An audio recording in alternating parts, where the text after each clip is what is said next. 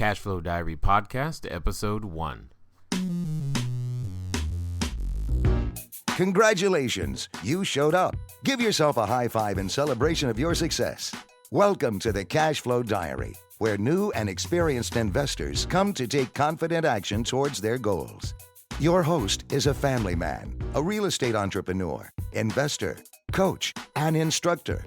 As a master facilitator of Robert Kiyosaki's Cashflow 101 game, he's inspired many to begin their journey into creating cash flow for themselves and their family.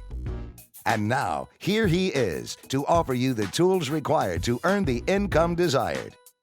Your cash flow coach, Jay Massey. Hello, and welcome to the original first episode of the Cashflow Diary podcast. My name is Jay. I'm glad that you are here. Most of you probably don't know who I am. You've never heard of me. You've maybe even never heard of Cashflow. So I will, in this podcast, what we're going to do is I'm going to give you a quick outline of how this podcast is going to work, who I am, why I think it's important for you to listen, and why, cash flow is important to you now, and possibly some information on how you can begin to create more of it for yourself. One of the things that I want to make sure that you understand is that I do spend a lot of time out there in the marketplace using these strategies. I'm currently a practitioner of everything that you'll hear, or at least most of the things. And if I'm not a practitioner of something, I will let you know, especially if we happen to have a guest or things of that nature. One of the things I wanted to announce, though, is that we are in the process of creating a course that is going to be absolutely free, no cost. It's called Cash Flow Foundation. It's what some call, what I call for sure, the first and initial step. It's the step that most people miss or skip, or for whatever reason, do not actually do when it comes to building a business or creating cash flow, etc. But you will have that completely at no cost to you. You just have to go over to the website cashflowdiary.com. That's CASHFLOW diary, DIARY.com, and you'll be able to access that, of course, and that's just a free gift because I am committed to your education and edification, if you will. And that gets me to the next point. This podcast will primarily be educational. Well over 90, if not even 95% of the episodes will be focused on bringing new and relevant information to you, primarily through information or techniques or strategies that I've done to go out there and create cash flow. I primarily, for those of you who don't know, use real estate as my vehicle for creating cash flow, although there is a business component as well to cash flow or successful cash flow creation that we will always be talking about. And there are many things that are out there that you could listen to, and I'm aware of that. And my hope is to make sure that this particular podcast is one that you return to often for no other reason than because you feel that you are able to get the information you need to take next steps. Occasionally, though, in the interest of full disclosure, one of the things that you will learn about me over time is that I like to be direct and very clear. There will be occasionally where we'll have a guest on, or either myself. I will ask you to do business with me. I have no problem asking you to do business with me, especially if we're providing value in any way, shape, or form. And hopefully you can see that value. And if you don't see the value, then just simply don't do the business. That's simple. However, that won't change the ratio, as I said, of education. Like I said, we will keep the podcast 90-95% just educational, just information that I believe will help you go out there to create cash flow for yourself and for your family and for those people that are looking up to you. And to that point, what I wanted to say is that let me tell you what I'm not. I'm not a paid, super high-level professional speaker. Well, at least not yet. I don't make my, money from anything other than doing real estate. I'm one of those practitioners. So that the information that you're getting, it's not like I did it 10 or 20 or 30 years ago. Many would say I'm relatively new to the game, and I would agree. I've only been doing it about 4.5 years, and we'll get more into me later. But I just wanted to give you a quick understanding of some of the things that benefits that I believe you will have just from listening to the podcast over and over and over again. One of the things that we're going to do is that I'd like to start out today's episode with a quote. And here's the quote. It says, "All riches have their origin in mind. Wealth is in ideas, not money." Do you know who said that? That was a guy by the name of Robert Collier. He was an author, born April 19th, 1885 to 1950, I believe is the year he died. He wrote a book called The Secret of the Ages. Now, you may not have read that book or even heard of it before, but it was referenced and made popular again by Rhonda Byrne. She's the author of the book, The Secret. That's probably what you are more familiar with, at least at this particular time. And I thought it was an interesting quote because it says all riches, not some, all, have their origin in mind, which means that if you have a mind, to me, this quote simply means that if you have a mind, you have the ability to be wealthy. Period. Wealth is in ideas, not money. And I'm going to say many statements and things that I think will challenge some and encourage many. But, you can decide for themselves if they're true for you or not. That's completely up to you. My point in saying that is that I don't believe that any person on the planet has a money problem, but every person on the planet likely has an idea problem. Because it's ideas that create wealth and cash flow to flow to you, not necessarily having money. There are many ideas out there, and we're going to talk about some of them in this episode, that I believe are costing thousands, tens of thousands. There are many, if dare I be so bold as to say, lies that you're being told right now, that you've grown up with, that you just don't know about, that are preventing you from reaching your success. And my intent is to shed some light on some of these darker areas or mystifying areas.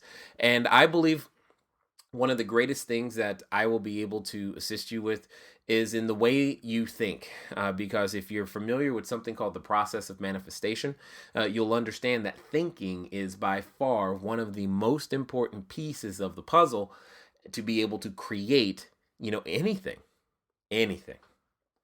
Also, what is important for you to know is that I would love to answer your questions. And I'm going to call that section my 2 cents because that might be all my answer is worth. So, for example, one of the most frequent questions I get is, if I don't have money, how can I do real estate? Or if I don't have credit, how can I do real estate? And one of the things that how I want to attack questions like that is just directly in answering them. So if you have questions like that, I definitely want you to take the time to send those in so that I have the ability to answer them for you. Now, I don't make a promise that I'll be able to answer all of your questions because there's lots of you and only one of me. But you would want to send that question to the following email address. It would be cashflowquestion@cashflowdiary.com, because that way, when that question comes in, we'll review it and we'll pick the good ones, and those will be questions that we believe we can answer well enough to be able to get you the information that you need. And if we don't know, we'll research it and figure it out as well if need be. So I'll answer the question, if I don't have money, how can I do real estate? If I don't have credit, how can I do real estate? One of the things that is important to understand when it comes to cash flow creation of any kind, is that you can use a concept known as leverage. And we'll have an episode later, like I think the next episode that we're planning will be all about how to use leverage, but leverage in a completely different way. What you don't have isn't as important as what you do have. And one of the things that you want to focus on is the fact that inside of a real estate transaction, knowledge, time, money, and or credit are all needed. That doesn't mean that they all have to be your knowledge, time, money, or credit. Okay? And you could bring something else to the table that's of value, so where someone else can be able to augment what they have. So you may have the knowledge and the time, someone else may have the money and the credit. And in that simple situation, what you do have is what's important. And let's focus on what you do have and not what you don't have. So today, what I wanted to cover in our main section is just to give you some ideas of why this particular podcast, in my opinion, is necessary.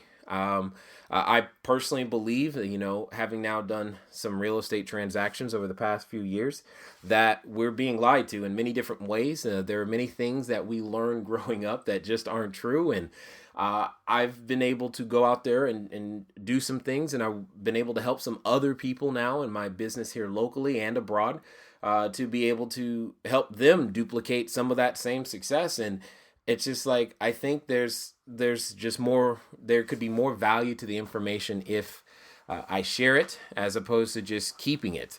And again, let me be very, very clear. This is not a skill set naturally of mine when it comes to, sharing information on a podcast, sitting in your office, talking to a microphone. That's not exactly the thought process, but because of technology today, we all have the ability to go out there and actually hopefully make a difference. And that's exactly what I want. I want to make a difference in the life of the listener and in your life. And I may not know you, and we may never meet, and that's not as important to me as you taking the information that is shared and going out there to create something for yourself.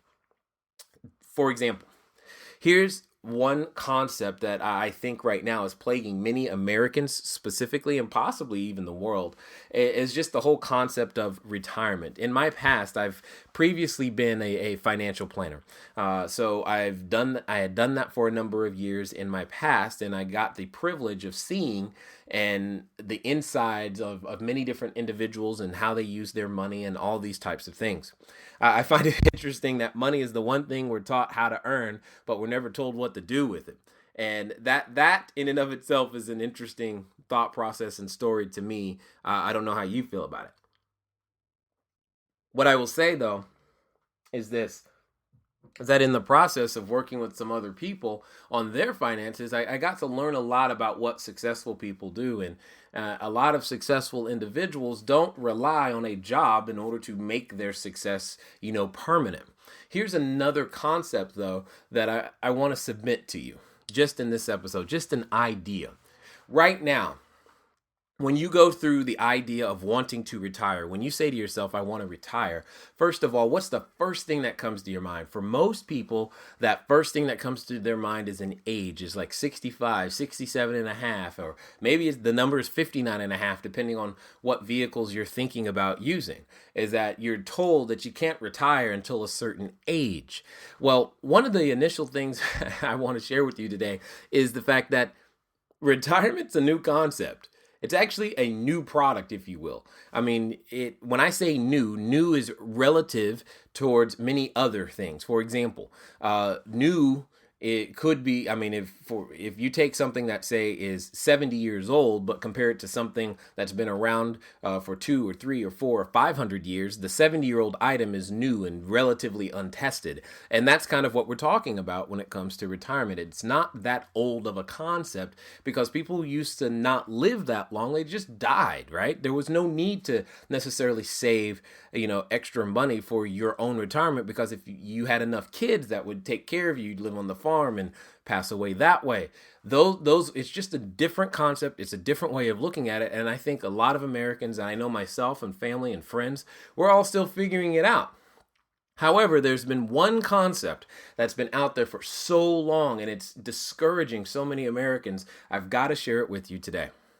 The concept is simply what I've always called either a pile of cash, or a stack, if you will, or a stream of cash. Because what happens is that you're told that, hey, I want to retire. Awesome. So you sit down with a financial planner. And again, I'm not against financial planners. I don't want to say that in any way, shape, or form. I'm just saying, understand what's going on. So you've got this pile of cash, right? Or at least that's what you're told. You're told that you've got to save this pile of cash. And I'm going to say, for example, you said to yourself, you know what? I'd like to have $10,000 a month come in without working. Okay. And by the way, that's the definition of retirement. You have enough money coming in without you physically getting up, going to work to be able to sustain your lifestyle and you don't have to work. So that money comes in, but you still get to do whatever it is you want to do without working. If you do that at age 18, there's nothing illegal about that in the US. There's nothing illegal about doing it at 25, 35, 45. Some of you are like, go higher, faster, right? 55, 65. It doesn't matter what age you get it done. What's important is that you get it done. Okay?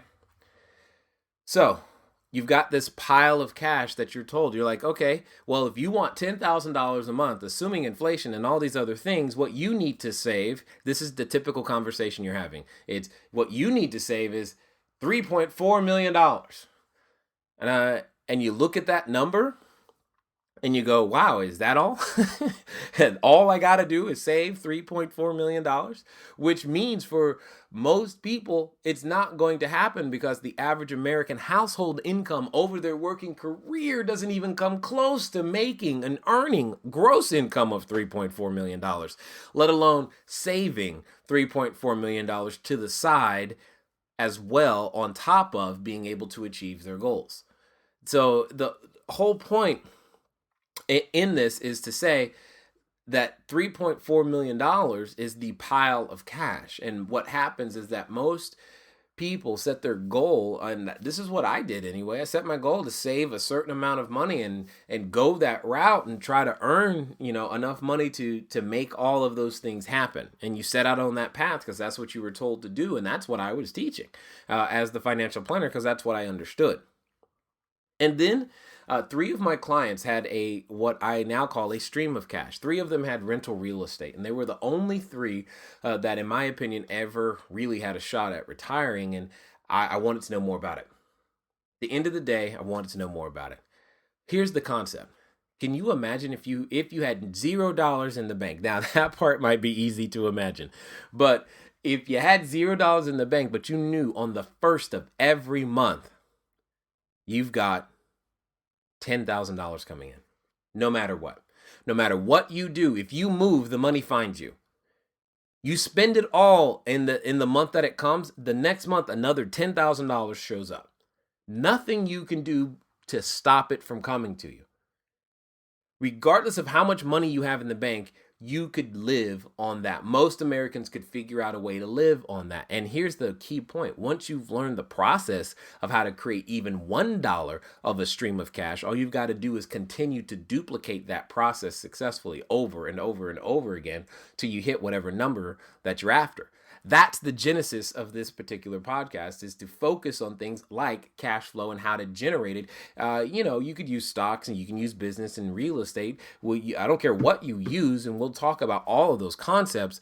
But the point is that if you're stuck looking at a $3.4 million number that you've got to save, most Americans just quit, and most people just say, I can't do that. There's just no way. They cast off all restraint and go straight to spending their money.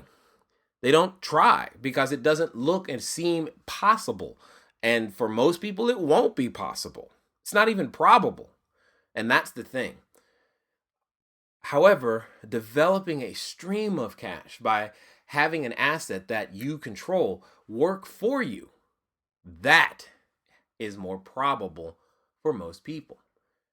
So no longer do I want you to think, oh, I've got to save a whole big pile of cash. The question becomes is how many assets, or how can I get control of enough assets that can then generate $10,000 a month? And one of the things that I've learned and loved about real estate is the fact that it doesn't take $3.4 million worth of real estate to be able to generate a strong passive income of even something like $2,000, $5,000, or $10,000 a month, which most people don't even live on right now.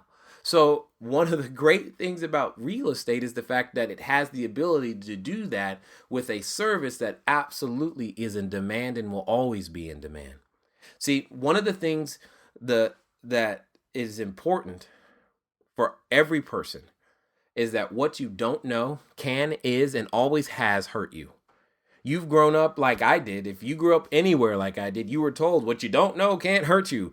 But that's so not true. What I don't know, what you don't know about tax law, what you don't know about legal, what you don't know about real estate, what you don't know about stocks and business ownership, what you don't know about marketing and prospecting, what you don't know about customer relationship management, what you don't know about what you don't know. It all hurts.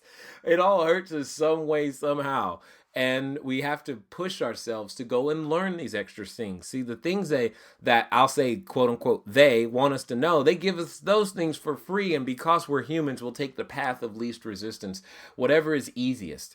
Like for some people probably have already quit listening by now. I mean, I don't know. But the point is that you still are, and you're the one I'm looking to talk to.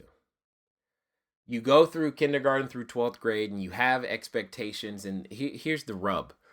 The rub is that you're told certain things are possible and probable if you learn these things. That's what was told to me. I can remember specifically asking my teachers, I was like, look, if I learn this, can I or will I? I think the words were, will I learn or earn $100,000 a year? They told me yes, so I learned it. Now, I don't know. It's not like I can hold them accountable, but the point is that I was sold an opportunity, a bill of goods, if you will, that said if you go to school, you get good grades, you end up with a job, you'll be taken care of and everything will be fine. I found that to not necessarily be 100% accurate in everything that was being shared with me. This is what I now understand to be true about education, though. The purpose of education is to teach you and I to recognize opportunity. The challenge is that most of us through kindergarten and 12th grade, or some who have gone to college, I was personally a college dropout, but we've been taught only to recognize one type of opportunity and solve our income problem one way, and that's with a job. See, we've all had the same challenge all of our entire adult life. We've all needed an income. We were told that the solution to your income needs is to go get a job. And so that's what we did. We went and got a job because that's what we thought was supposed to do. You know, how many times have you had a great idea that you know could become an excellent business if you just had some, training, mentorship, or guidance, but, you start thinking about it and then you go, but no, I gotta live. I should just go get a job. And you put that dream aside. And I'm here to say, don't do that anymore. Okay. Let's start focusing on the skills and techniques necessary to create and use that idea, use that dream to go out there and build some business and make some things happen. Well, you may also ask, well, why is this podcast needed now? Let me ask you this. What other time do you and I have? I mean, do you have any other time than right now? Are you promised something tomorrow? I'm not. I don't know. I know for me, one of the reasons that this podcast and the Cashflow Diary website exists is because I've got 4 children and I want them to be able to hear Dad's voice and know what Dad was thinking in this journey of creating cash flow. I want to be able to share with them how they can go out there and continue to build and sustain business and make things work. And I figured in that process, since I was doing it for them, that, if I shared it with other people, that they would also find benefit in being able to have access to the same information. That's why this podcast exists. So, and here's the idea. No matter how much I may want to, I can't act in the past. I cannot act in the future. I can only act right now. And those choices that I make today will obviously influence the outcome of the future. And for me, in my opinion, now is an unprecedented time for those who wish to gain wealth because you have an opportunity to do so because the market is broken. And understand that broken markets are necessary because if the market only continues to go up and up and up and up and up, but what happens is that you and I, the new person who comes along later after, after the market has started, we don't get an opportunity to go in. Sorry about that. We don't get an opportunity to go in. We just don't.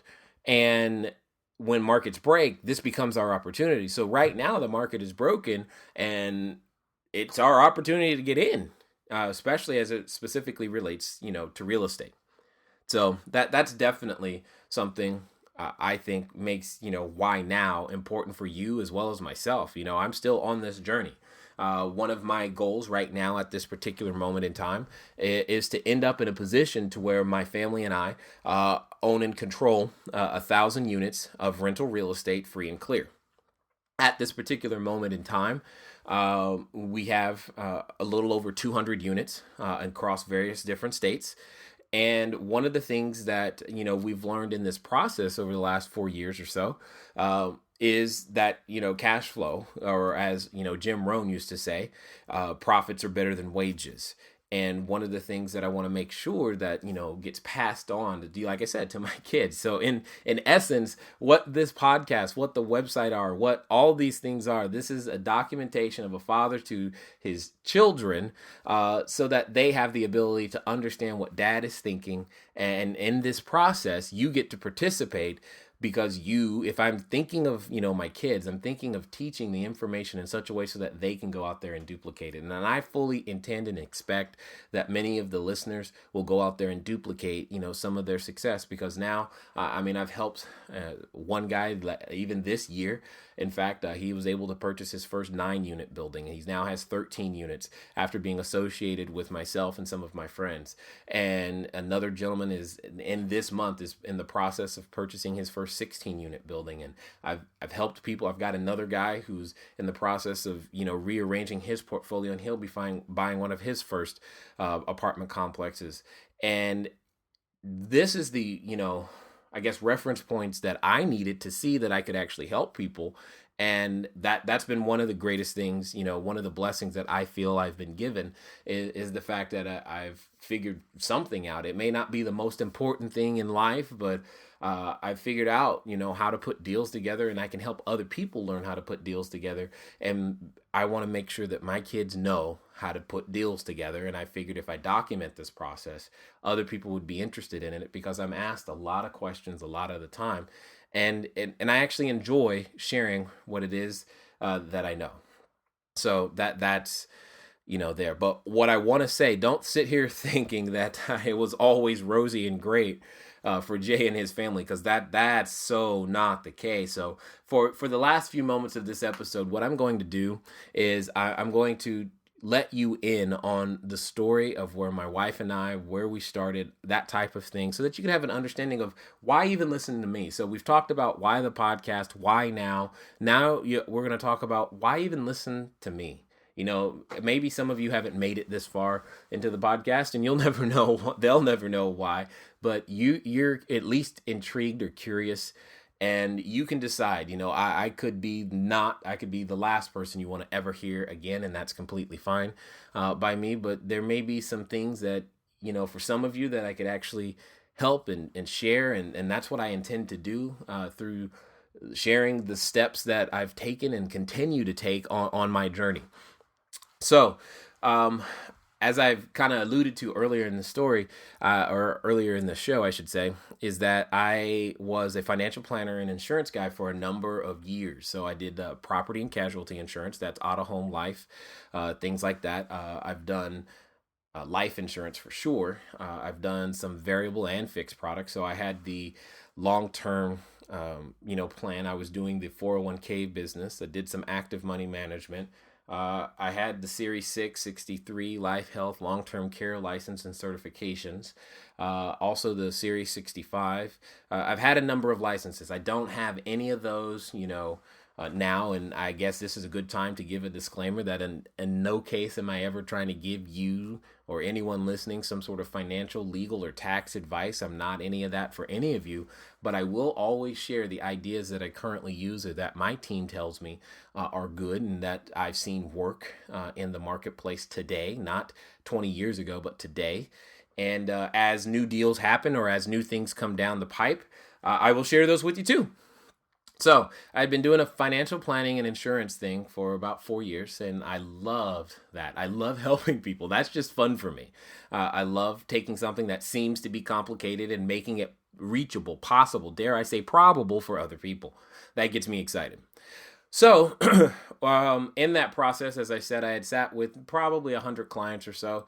And what that simply means is that I've sat at kitchen tables talking to people, understanding what they've been, what they've done, and learning something that was very, very painful is that there were a lot of people that I would sit with and they had worked 20, 30, 40 years, nurses, airline pilots, and utility workers, and all kinds of doctors, salespeople, all kinds of people who would dedicate their lives to companies. And I'm not saying dedicating your life to a company in and of itself is bad. I'm just saying make sure that you mind your own business as well. And what ends up happening is that at the end of the day, most of their 401k, retirement plans, and everything that they've put together will last approximately 7 years. Between taxes and inflation, that's what most people look at. And it's like 7 to 10 years, and then they're done. And they're like, well, I guess I got to go back to work. And this is evidenced by things like you might have some friends right now who say they retire and then 2 years later they're back at work and you're like, I thought you retired. Or they say they retire, but then they get a part-time job. And I was like, well, that's not quite exactly the vision of retirement. And they're not working because they want to. They're working because they have to, or more importantly, they're afraid that their money's going to run out. Or the exact opposite way of looking at that is that you're afraid you're going to live too long. I've had people on all sides of that particular spectrum. And in that process, as I alluded to earlier, 3 of my clients had a shot at earning at least $2,500 a month without working. Only 3, but all 3 of them had rental real estate. That was a clue to me, and so I wanted it. I just didn't know anything about it, as I said earlier. And, back a few years ago, my wife and I had experienced a miscarriage, and that was very, very painful. But later that year, my wife also lost her job, and that wasn't so much fun, but I was practicing what I taught. And if you know the slogan for the Cash Flow Diary, it's practice what you teach. And that's exactly, what I was doing as a financial planner. And that's what I do today is that I practice what I teach. And we had the 6 to 10 months of expenses set aside. Now, I don't know if you actually sat aside the 6 to 10 months of expenses, but I know you've heard that before at least once. And this is how we found out that 6 to 10 months of expenses might not be enough. Later, as time would go, after she, lost her job, she did eventually find a new one. That was good. However, she found herself in a situation where she was pregnant. Now, for those of you listening and wondering, yes, that was my fault, so don't worry about that. However, when she's pregnant, she has a condition known as hyperemesis.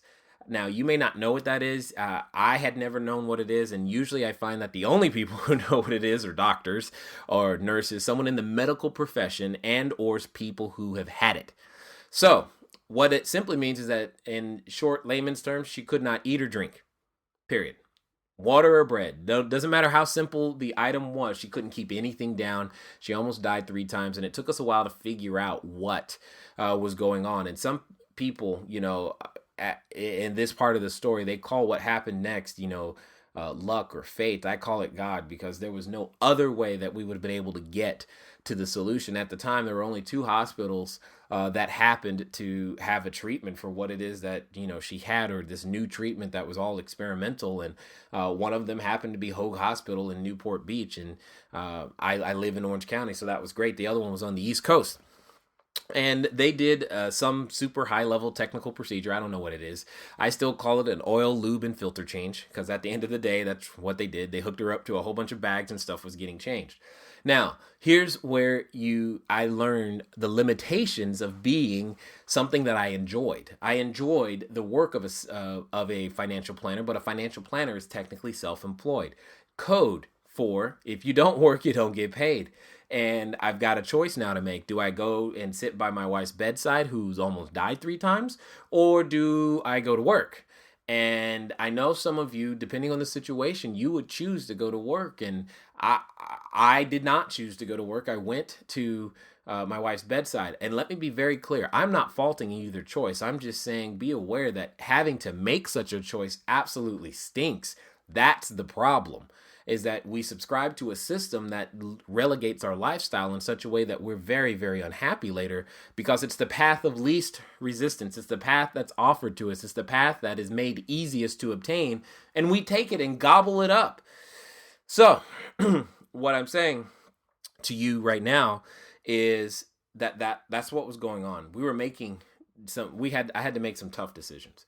It came down to a point to where what I started doing is that I started selling our personal possessions on eBay. So I would literally go in our closet or in our garage and try to find something that I could put on eBay. So it'd be like Friday, try to find it on eBay, find something to put on eBay, Saturday, put it on eBay, sell it on Sunday so that by Monday we had money for gas and food and electricity. That's literally what I had to do. And I was doing that from the hospital room because of technology again. Like I said earlier, I love technology. Because of technology, that's what I was doing. I was doing that from the hospital room because I was trying to be the excellent husband. I mean, I told my wife right at the altar, for better or for worse, and it just felt like everything that had happened to her since we'd been married had been for worse. And I was like, man, how do I create some of the for better? And I didn't know, and I was just very, very frustrated at this time. One day, to blow off some steam at one of our outdoor church services, I went to play volleyball. I played volleyball. Now, I grew up playing basketball. My wife, however, is a volleyball expert. She is in the UCI Hall of Fame for, volleyball as well as track. And, so she's good at it. But I'm not.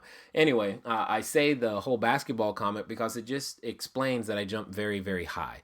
And in jumping high, I saw that that could be an advantage in volleyball. And they have this move called a spike, where you have to jump high and hit the ball really fast on the ground. I was like, cool, I can do that. That's something I can do. And I went to go spike the ball.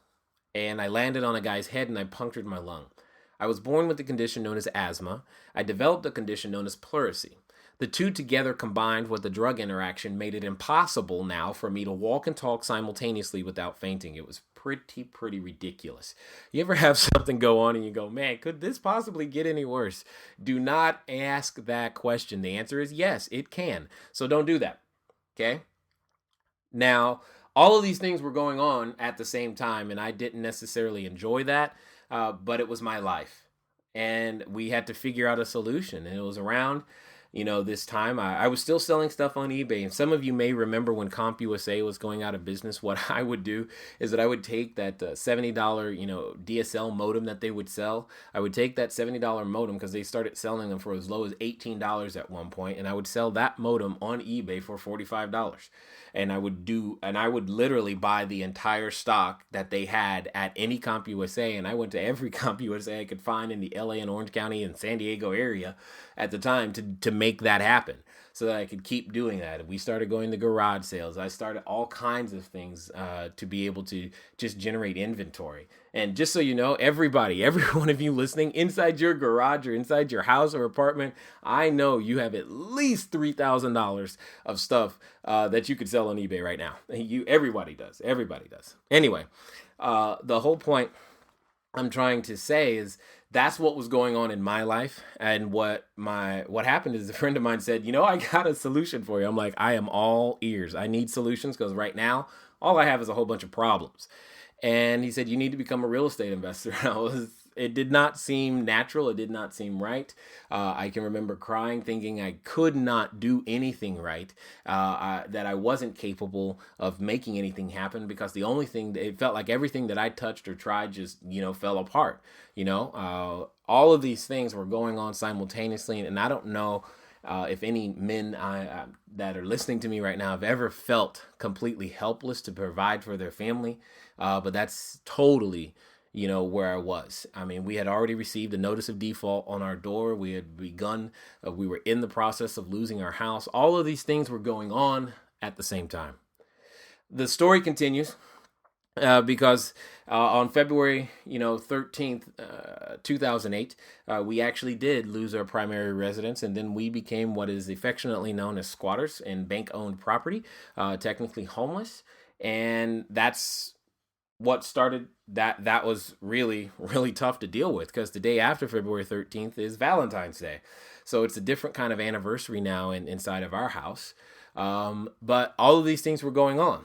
My wife, fortunately, did carry that child that she was having, trouble with when she had a hyperemesis to full term. So now here we are, at the beginning of 2008, not really having a place to stay. I've got no income. She's got no income. And it's like, this isn't good. this is just not good at all. I mean, even disability income, it's a, 2/3 or 1/3 of not enough to live on, right? And that's kind of what we were trying to figure out, is what are we going to do next?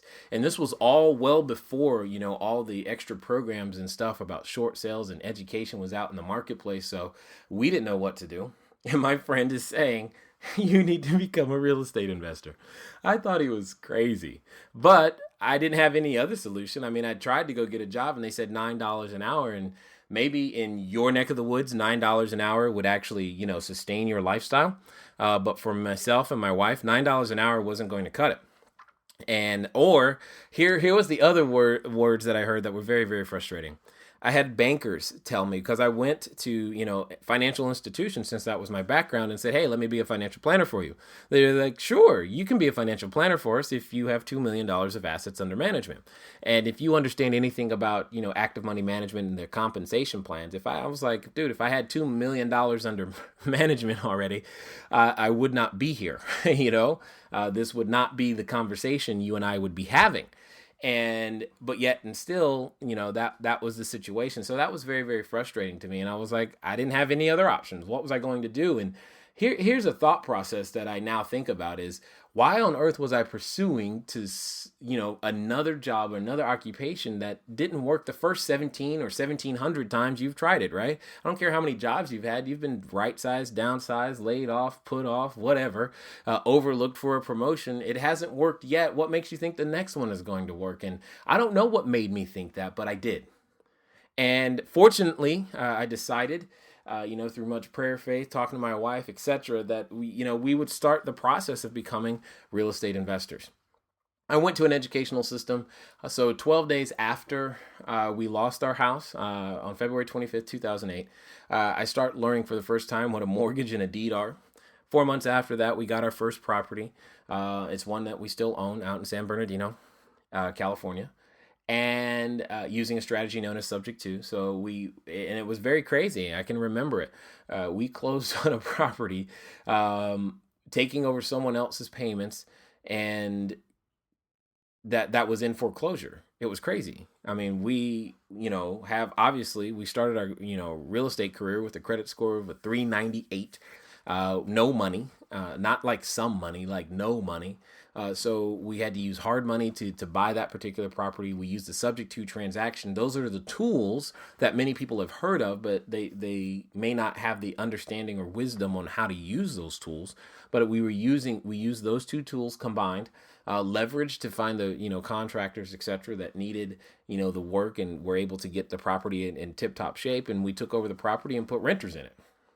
When that happened, my mind began to shift and change in ways that I did not even know, because I had been told all my life, you need money. It takes money to make money. You can't buy houses with a foreclosure. You can't buy houses with a bad credit. All these things that I couldn't do. And here it was in a 4-month short period, by hanging around the right people who were going in the right direction that I wanted to go in, and listening to their wisdom and letting their ideas influence mine. I was able to do something completely new. And that's the thing that I began to realize, is that my best ideas, everything that I had done in my entire life, was a culmination of my best ideas. My experience of what I was currently experiencing was a culmination of my best ideas. And that's what I'm going to say for you right now. What you are currently experiencing is a culmination of your best ideas and what was necessary for me. See, it wasn't that I needed more money. I needed better ideas. And those better ideas came into my life, and I was able and willing to listen to them and do exactly what I was told, and just go. And that began a completely different set of circumstances and journey for us. So after doing the first transaction on June 18th, about 3 weeks later, we did another 11. By the end of 2008, we had done nearly 24 transactions and had created a 6-figure income. That had never happened before. To me, I didn't know what was going on. I mean, my mind is changing. And in 2009, we did like 70 transactions or so. I eventually began all other manners of different real estate, and learning to be able to put capital together to go out there and buy groups of houses and resell those. And that's fun, being able to put that together and do stuff like that today. And then eventually I started doing, multifamily buildings, where now I I buy, apartment buildings that are broken and I fix them, and then we hold them for cash flow in general. And we do that over and over and over again. And that's what's exciting to me today, is that I get to do that. And now I spend a lot of time helping new investors getting started in their own real estate investing career. And I enjoy that. I get to actually have fun every day. And one of the things I constantly pray for is different experiences. I know some of you out there, you've been in real estate longer, you know more, you all these things. But here's the thing at the end of the day, is that I ask and want new experiences. I want new experiences to come into my life. I don't want to be the guy who's been in an industry for 20 years to say I have 20 years of experiences. That's not encouraging to me, because what it really means is that most people have had the same experience for 20 years. What I want are 20 years of different experiences where I can talk about many different things that I've done and what my life has meant and means to other people and how I've been able to impact them. That gets me excited. But in this process of getting to the over 200 units that we currently have right now, I've learned a few things. And I've shared those things, obviously, in the local market. I live in Orange County, and a lot of people, have hung around me and have learned. And one of the things I love to do is I love to teach Robert Kiyosaki's Cash Flow 101 game. That is a very exciting game for me to teach other people, because through that game, you can learn so much. My wife and I have taken that game to, schools of varying, grades, 8th grade and up. And we've been able to we've even got the privilege to use, there are some, not many, but some schools have this entrepreneurial program. And we've been able to submit some of our deals as examples for classrooms and things of that nature. So that's fun. But at the end of the day, I love that game. And now today, I've had the pleasure of being able to speak at the same events on the same stage with people like John Assaraf or Jim Bunch or Mari Smith and T. Harv Eker, Ralph Plum, Donald Trump, Robert Kiyosaki. I've been on the radio with Robert Helms and Russell Gray of Real Estate Guys Radio, with Dr. Gary Lawrence and Mark Kohler and Matt Theriault, the do-over guy. I've been able to do a whole bunch of other things now that get me very, very excited about my life. And as I said at the beginning, my intent here with the Cash Flow Diary is to hopefully encourage you to begin to make those same choices and those same things, and to really help focus in on the ways to think and the skills and the techniques necessary to be able to create some cash flow in your life. I want to go over what I'm going to call the cash flow question. The cash flow question is a question that I want you to answer. It's designed to help you start thinking about real estate or cash flow in a completely different way, or business in a completely different way. And feel free to answer it. Eventually, we will have prizes for the cash flow question, but for now, the prize is just, hey, now you're smarter. All right? Right? So the cash flow question for this particular episode, what I want you to do is I want you to name the benefit of rental real estate that is often called a phantom expense. Name the benefit of rental real estate that is often called a phantom expense. And I would like to close out this particular episode by saying, play to win now. One of the things that my mom always taught me when we would play cards at the table, we played spades, we'd play something, when I would lose track of whatever's going on, she would just tell me, son, play to win. And that's what I'm saying to you. Play to win now. Don't wait until your back is against the wall to get into action and have that force yourself to accomplish what you're already capable of. Thank you for investing your time with Jay Massey and the Cash Flow Diary. When you have a moment, please visit iTunes and leave a positive comment about the show. And go now to our website, cashflowdiary.com, to take advantage of our free business building course, Cash Flow Foundation. Gain the knowledge, understanding, and skill that will teach you how to never need a job again. Until next time.